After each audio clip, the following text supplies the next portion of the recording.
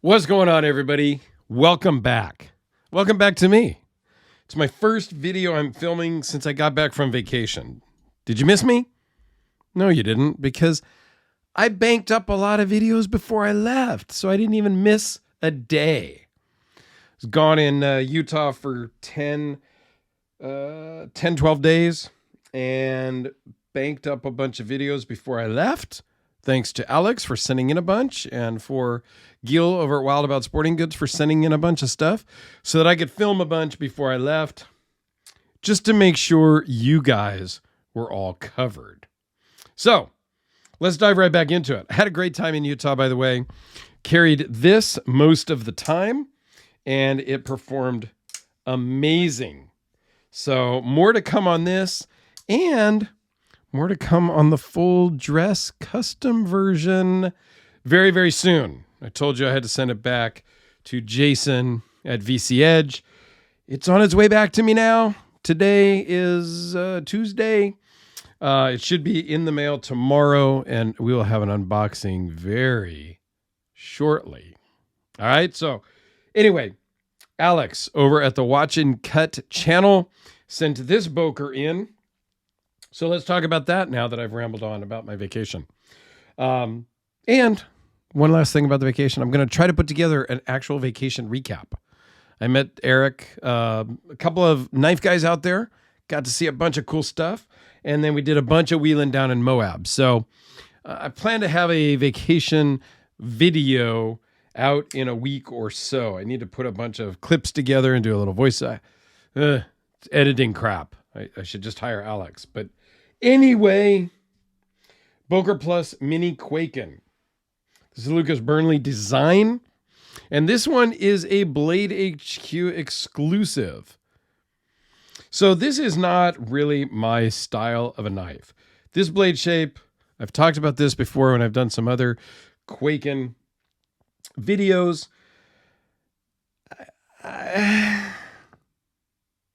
Aesthetically, it's just not my thing. What can I say? This one's done well. It's on the small side, and we'll talk about the specs. I don't know. I'll just tell you what the specs are here instead of putting it down below. Okay? I don't know if anybody cares either way, because not many people have commented. So closed is 4 1/8. Overall is 7 3/16. The blade is just a hair over 3 inches. Cutting edge is just a hair under 3 inches. How's that for specifics? Behind the edge is 0.028, so it's rather thick behind the edge. The blade thickness is 0.125. Blade steel is VG10. Weighs in at 3.7 ounces, and there's a reason why it's so heavy. We'll talk about in just a second.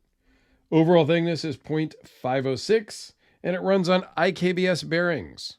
And as I've mentioned before, just because it's on bearings does not mean it's going to be a guillotine and drop shut. It's all in how it's tuned. Okay? There is some jimping on the flipper tab, but it's weak. It's like kind of there, but not really there. I don't know if Alex has just had this forever and it's, been beat up, but it almost is like the jimping was there and then ground off. It's not very jimped. I mean, it's there. I can run my nail across it, but doesn't do such a good job in deploying, for me anyway. While we're here, let's zoom it out just a little bit.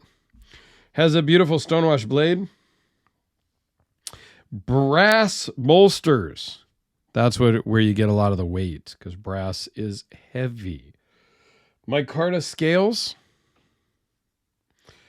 A nice little trick on the pocket clip is they've recessed that in.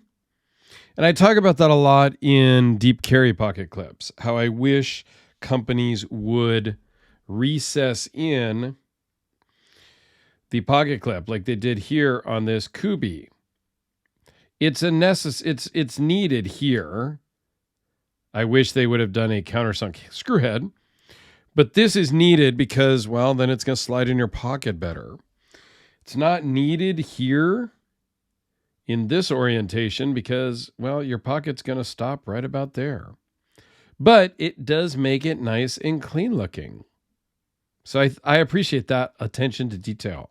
A little bit of details here on the back. Speaking of the back of the blade, again, I can take it or leave it. I don't really want a lot of billboarding, if you will, on the blades of a knife, but you know, something small I think is great. But yes, to identify the designer, yeah, that's cool. Do we need to put IKBS bearings on the blade? Not really.